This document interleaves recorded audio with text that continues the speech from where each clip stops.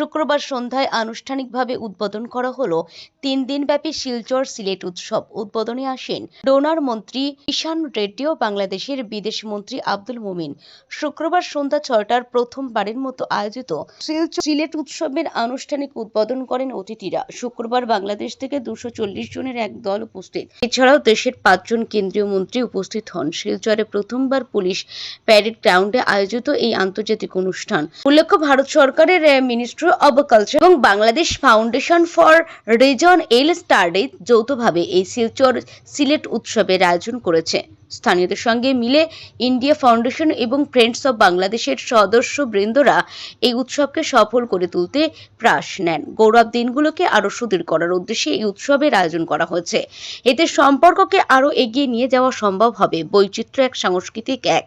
তাই এই ধারাকে যাতে আরও মজবুত করা সম্ভব হয়, এই উদ্দেশ্য নিয়ে এই 3 দিনের উৎসব। দুই দেশের রাজনৈতিক নেতাদের সঙ্গে দুই দেশের ব্যবসায়িকরা সহ বিজেপির কর্মকর্তাগণ ও বিভিন্ন আধিকারিকগণ উপস্থিত ছিলেন। নিউজ ডেস্ক রিপোর্ট, জনমত টিভি। আপনাদেরকে এই মুহূর্তে জিজ্ঞেস করতে ইচ্ছে করে, কারণ আপনারা বাংলাদেশ থেকে এসছেন, সিলেট থেকে এসছেন। জিজ্ঞেস করতে ইচ্ছে করে কারণ আমি নিচে অনেকের সঙ্গে পরিচিত হয়েছি, দাদাদের সঙ্গে, দিদিদের সঙ্গে। জিজ্ঞেস করতে ইচ্ছে করে, দাদা আপনারা তো অসুবিধা পাইরা না তো, বালা আসেননি আপনারা?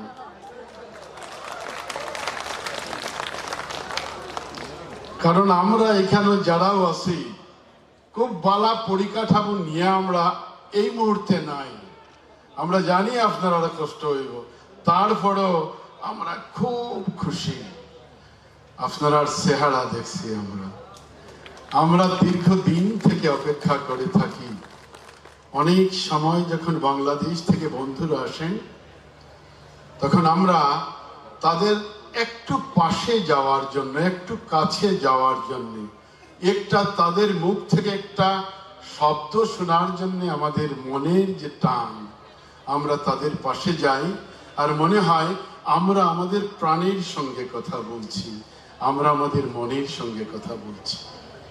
মনে আছে আমরা ছোট্ট ছিলাম, আমার বাড়ির পাশ দিয়ে মুক্তিযোদ্ধা যারা এখান থেকে ট্রেনিং নিলেন ৭১-এর যুদ্ধে, হয়তোবা আমরা, হয়তোবা তারা, কেউ না কেউ প্রাণ দিলেন, রক্ত দিলেন, তারপরে আপনারা স্বাধীন হলেন।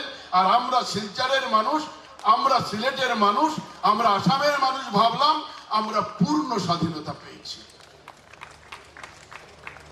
কেউ যদি আমার কথায় দ্বিধায় থাকেন, তাহলে একথা বলবো, ৪৭-এর পরে আবার ৭১-এর যুদ্ধের কি প্রয়োজন ছিল? ছিল না। আপনিও স্বাধীন, আমিও স্বাধীন, কিন্তু আপনারা স্বাধীন ছিলেন না। ছিলেন না বলেই ৭১-এর যুদ্ধ, আর ছিলেন না বলেই ৭১-এর যুদ্ধে যারা প্রাণ দিয়েছে তাদের সহযাত্রী, সহযোগী হয়ে আমার বাড়ির পাশ থেকেও কোনো না কোনো জায়গা থেকে সহযোগিতা গিয়েছে। আমরা ৭১-এ স্বাধীন হয়েছি। কোন জায়গায় স্বাধীন হয়েছি? বাংলা হয়েছে বড় কথা নয়, আমাদের সংস্কার, আমাদের সংস্কৃতি, আমাদের পিঠাপুলি, আমাদের গান। আজকের দিনও যদি আপনি শিলচরের কোনো এক জায়গায় যান, কোনো বাউল যদি গান গায়, তাহলে লালন ফকিরের গান গায়। আজকের দিনও যদি বাংলায় খুব ভালো করে কোনো শিল্পীর সমাদর হয়, তাহলে ভুবেনদা পিছিয়ে নেই, ভুবেনদার গান কি আপনারা এনজয় করেন? বাংলা আমার মা, গঙ্গা আমার মা, এনজয় করেন আপনারা। কাজে আমরা দু দেশের হতে পারি না, হতে পারে, কিন্তু আমরা এক পরিবারের। কাজে আজকে পরিবারের মানুষকে দর্শন করলাম, খুব ভালো লাগলো। আমাদের আসামের সংস্কার, আমাদের আসামের শিক্ষার সঙ্গে আপনাদের সিলেট মিলেমিশে আছে। বিষ্ণুপ্রসাদ রাভা সহ অনেক বিদগ্ধ পণ্ডিতের নাম আপনাদের জানা আছে। মুরলীচাঁদ কলেজের ছাত্র তারা, যারা আজকে আমরা আসামে গর্ব অনুভব করি। তারা আমাদের পূর্বজ, তারা আমাদের সাহিত্যকে, সংস্কৃতিকে, সংস্কারকে তারা এগিয়ে নিয়ে গিয়েছিলেন। তারা অনেকেই মুরলীচাঁদ কলেজের ছাত্র, অনেকেই ছাত্র। আজকের দিনে সিলেট আপনারা সবাই জ্ঞাত আছেন 12 থানার সিলেট বিফোর ইন্ডিপেন্ডেন্স, তার মধ্যে 3 থানা তো এখানেই আছে, আমাদের বদরপুর, করিমগঞ্জ, পাতারকান্দি। সিলেট জেলার 3 থানা, বাকি 9 থানা নিয়ে আজকের দিনের বাংলা, আর বাকি 3 থানাকে নিয়ে আজকের দিনের আসাম, আজকের দিনের বরাক উপত্যকা।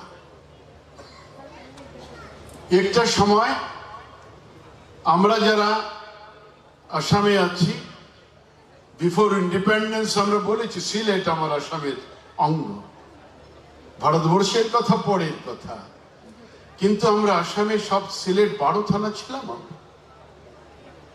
আর যার জন্যে এখনো মাঝে মাঝে নিজের শরীরে যখন গন্ধ শুনি তখন সিলেটের গন্ধ পাই। কোনো সময় এরকম মনে হয় আমি সিলেটে আছি না শিলচরে আছি, এরকম মনে হয়। সিলেটের গন্ধ আমার শরীর থেকে ভেসে আসে। আমরা এখানে যারা আছি অনেকের শরীর থেকে ভেসে আসে। আপনারা এরকম ভাববেন না যে শুধু বাঙালি মানুষের শরীরেই সিলেটের গন্ধ আছে, এরকম নয়। আমি বাঙালি, আমি বাংলায় কথা বলি, যার জন্যে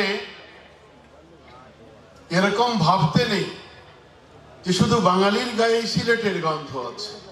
আপনারা জানেন আজকের দিনের সিলেটে জয়ন্তী আপু আমাদের খাসিয়াদের রাজধানী ছিল। খাসিয়া বন্ধুরা ছিলেন, মণিপুরী বন্ধুরা ছিলেন, বিষ্ণুপ্রিয়া মণিপুরীরা ছিলেন। ঠিক তেমনি করে আজকের দিনে যাদেরকে আমরা মারোয়ারি বলি, তারা সিলেটের ব্যবসায়, তারা চট্টগ্রামের ব্যবসায়, তারা বড়। 1965 ইংরেজি অবধি মই শাসন দিয়ে শিলচর থেকে বাংলাদেশে ট্রেনের যাতায়াত ছিল, এবং এই ট্রেনের যাতায়াতের ফলে সেই সময়ের ভারতবর্ষের জনসাধারণ এবং বাংলাদেশের জনসাধারণের মধ্যে যে আদান প্রদান ছিল, যে ব্যবসা বাণিজ্য ছিল, পরবর্তীকালে আমরা দেখেছি সেটা আস্তে আস্তে বন্ধ হয়ে গেছে। কিন্তু আমি একটু আগে যে বলছিলাম, মোদিজি এবং হাসিনাজির চেষ্টায় আজকে ভারতবর্ষ এবং বাংলাদেশের সম্পর্ক একটা নতুন আয়ামের দিকে যাচ্ছে। আমরা আগামী দিনে আশা করতে পারি দুই দেশের সম্পর্ক উন্নতি হওয়ার ফলে এই ট্রেনের যাত্রা আবার শুরু হতে পারে। এবং আমাদের যে ওয়াটারওয়েজ আছে এই অঞ্চলে, আপনারা আসেন, আপনারা জানেন এইখানে বরাক নদী আছে। এই বরাক নদী ন্যাশনাল ওয়াটারওয়েজ প্রজেক্ট নাম্বার 16, এবং বরাক নদী 2 ভাগে ভাগ হয়, সুরমা এবং কুশিয়ারা, এবং সুরমা এবং কুশিয়ারা ভাগ হয়ে বাংলাদেশে গিয়ে আবার যখন মেশে তার নাম মেঘনা হয়ে সেটা বঙ্গোপসাগরের দিকে চলে যায়। বন্ধুগণ, we share A same ecosystem. The Meghna river basin that is there is a shared ecological system. It is a very vibrant and a rich ecosystem. এই ভাইব্রেন্ট আর রিচ ইকোসিস্টেমের আমরা ভারতবর্ষ এবং বাংলাদেশ আমরা অংশীদার। এই ইকোসিস্টেমটাকে আগামী প্রজন্মের জন্য আমাদের নিয়ে যেতে হবে। World is facing challenges of climate change, and today people living in this Meghna river basin can show light to the world about how to preserve and protect those natural ecosystems. And with all pride and humility, I can say today that my grandfather was also a member of the Sylhet municipality for almost 22 years. Friends, as I said, we are at a cusp of history, because এই প্রথমবারের মতন 70-75 বছরের ইতিহাসে কোন exchange programme হচ্ছে, যে exchange programme এরকম publicly we are celebrating. Bangladesh today is increasing by leaps and bounds in the economic firmament. আজকে বাংলাদেশের ইকোনমি ডেভেলপ করছে, ইন্ডিয়ার economy is also developing by leaps and bounds. আজকে শিলচরে দাঁড়িয়ে, if we draw a radius of 1000 kilometers, then you will be surprised to know that almost 8 to 9% of the population of the world stays within Bangladesh, Northeast, part of Myanmar, West Bengal. So we have a credible human resource, and we to galvanize this human resource to have easy access to each other's life and businesses. Trade and commerce will be the buzzword of the coming century. So we should not restrict ourselves to the man-made borders. আজকে আমরা যে জায়গায় দাঁড়িয়ে আছি আমরা দেখতে পাচ্ছি যে বাংলাদেশের উত্থানের সঙ্গে ভারতবর্ষের উত্থানের দিকে পুরো পৃথিবী তাকিয়ে আছে এবং এই সময়কে যদি এই মোক্ষম সময়কে যদি আমরা যদি সেই সুযোগটাকে নিতে না পারি তাহলে পৃথিবীর অন্যান্য জায়গা যেভাবে ডেভেলপ করেছে আজকে আমাদের পার্শ্ববর্তী হংকং সিঙ্গাপুর যেভাবে ডেভেলপ করেছে আমরা যাতে পিছিয়ে না পড়ি আগামী প্রজন্মের জন্য যাতে আমরা ভালো একটা জায়গা ছেড়ে যেতে পারি তার জন্য আমাদের চিন্তা করতে হবে বাংলাদেশ থেকে আগত যারা আজকে এই সভাগারে আছেন তাদের সবাইকে আমরা আন্তরিকভাবে আপনাদেরকে শুভেচ্ছা জানাতে চাই আমরা জানি এটা আমাদের ফার্স্ট এফর্ট অনেক ভুল ত্রুটি আমাদের থাকতে পারে আশা করি আপনারা ক্ষমা সুন্দর চোখে আমাদের এই ত্রুটিগুলোকে মার্জনা করে দেবেন আগামী দিনে আমাদের পক্ষ থেকে আশ্বাস থাকলো যে আমরা সবাই দল বল নিয়ে বর্ডার ক্রস করে সিলেটে যাব এবং 2 number edition of Silchar Sylhet festival আপনাদের সরকারের যদি রাজি হয় তাহলে আমরা সিলেটে আমরা সেলিব্রেট করব এবং এই অঞ্চলের যাদেরকে আমরা আজকে 2 দিনের মঞ্চতে জায়গা দিতে পারিনি তাদেরকে আগামী দিনে আমরা সিলেটে সব জায়গায় তাদেরকে জায়গা দিতে পারবো বলে আমার আশা থাকে ফেস্টিভ্যালের পক্ষ থেকে বাংলাদেশ এবং ইন্ডিয়া থেকে আগত সবই শুভনদ্দায়ীকে আমি আন্তরিক শুভেচ্ছা এবং নমস্কার জানিয়ে আমি এই উপত্যকাতে আপনাদেরকে স্বাগত জানাচ্ছি ধন্যবাদ Assalamu alaikum, peace be upon you, namaskar and good evening. Since Silchar in Assam, এক সময় আপনারা আন্দোলন করেছেন বাংলার জন্য নিজের নেটিভ ল্যাঙ্গুয়েজের জন্য পৃথিবীর মধ্যে 2টি জায়গা একটি হচ্ছে বাংলাদেশ আর একটি হচ্ছে শিলচর আসাম যেখানে নিজের নেটিভ ল্যাঙ্গুয়েজকে জাতীয় ল্যাঙ্গুয়েজ হিসাবে প্রতিষ্ঠিত করার জন্য রক্ত দিয়েছে একটা 1952 খ্রিস্টাব্দে বাংলাদেশে আর 1961 খ্রিস্টাব্দে এই আসামে সেই জন্য সম্মান করে আমি বাংলায় কিছু কথা বললাম আপনাদের অসংখ্য ধন্যবাদ I am very happy to be here today amidst this August gathering to attend the Silchar Silet Festival organized by the India Foundation under the aegis of Ministry of Culture, Government of India and in association with partners from Bangladesh. I thank the organizers for this commendable initiative.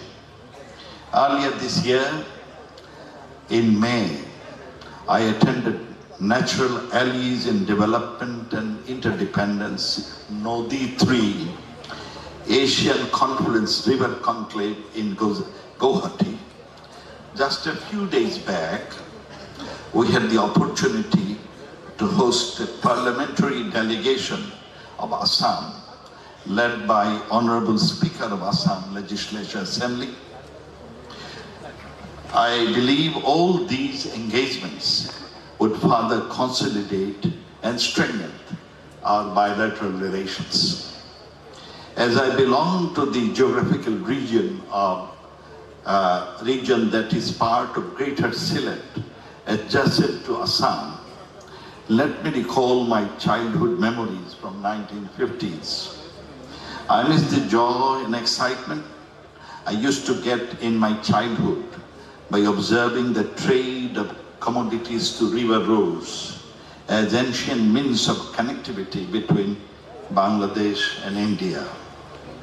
This is how 54 transboundary rivers became part of our common heritage that connect the people in the region. We also reflect on the opulent harvest of flushing culture, crafts and trade developed over generations. Many of you may have remembered my fond memories which I shared at Nadi Tree Forum earlier this year. Assam vis-a-vis India occupies a very special place in my heart and memories. Because in my own family, and before His Excellency was narrating, in my own family, my grandfather was in the Assam civil service. And he has been SDOs and deputy commissioners in many cities of Assam. In 1911, I think he was deputy commissioner of Guwahati. Long time ago, much before my birth. Not only that, my father's maternal uncle was in the Assam Assembly for a long time. He was a minister, cabinet minister in the Assam, and also an MLA, and for some time he was speaker of the Assam Assembly, Abdul Hamid. So we have a very strong relationship, even my personal family relationship. I remember my elder once used to grow up in Shillong. You know, those are the close days. But unfortunately, we miss all those beautiful stories because over the last so many years, 75 years, we were disconnected. Good news, in 1971, we have some memory of India. I was so helpful to us during I narrated some stories to the governor and also the honorable minister, the way they used to treat us in 1971. And we are proud of them. We always talk about it. We never forget those memories. In fact, recently, we have given temporary shelter to over 1.1 million Rohingya. They are the persecuted and displaced people of Myanmar. One reason was, in 1971, when we are being persecuted, atrocities are let loose in then East Bengal or East Pakistan. It is India who gave us temporary shelter and support us all the way. So remembering that, we also provided shelter to our persecuted people of Myanmar. But Myanmar government is our neighbor, and we have a good relationship with all our neighbors, especially with India. And Myanmar government agreed to take them back with honor and dignity. We trust them. The bad news is, this is the 6th year, not a single persecuted people known as Rohingya could return to their homeland. I would ask the global conscience that they should come forward and try to convince Myanmar to take their people back so that they can have a better future for themselves. Esteemed participants, at this historic juncture of completing 50 years of its bilateral ties under the visionary leadership of Honorable Prime Minister of Bangladesh, Her Excellency Sheikh Hasina, and Honorable Prime Minister of India, Sri Narendra Modi, Bangladesh-India relationship now passing its golden chapter. We are very proud of it.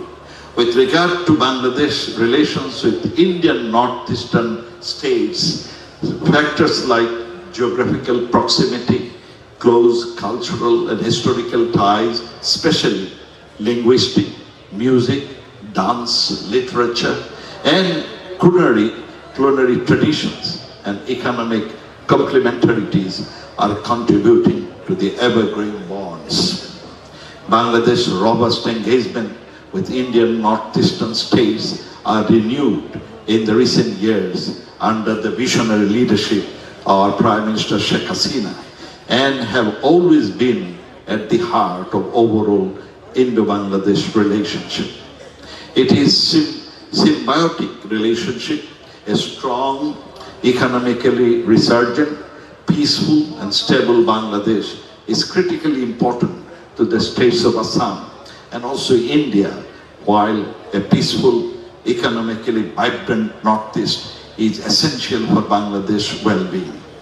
Our zero-tolerance policy against terrorism, which has been effectively introduced and implemented by our current government, has also contributed to the greater stability in the northeastern region, which has been acknowledged and appreciated by the Indian leaders. Especially last time when I was in Guwahati, the Chief Minister of Assam, Dr. Sharma, mentioned that he is thankful to Bangladesh Prime Minister for two reasons.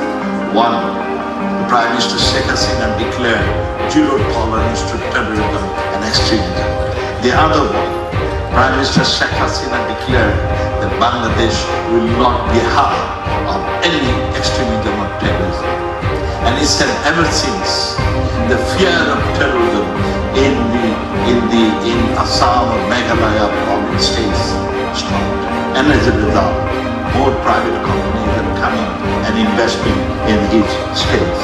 So he was thankful to them. We are also thankful because we know our Prime Minister always says, and that our father, the nation, always used to mention, peace is imperative for economic development. Peace is imperative for economic development. And we believe regional peace and stability is essential for economic prosperity and well-being of people. And therefore we take a vow that we would like to have regional peace and stability within our neighborhood and region. And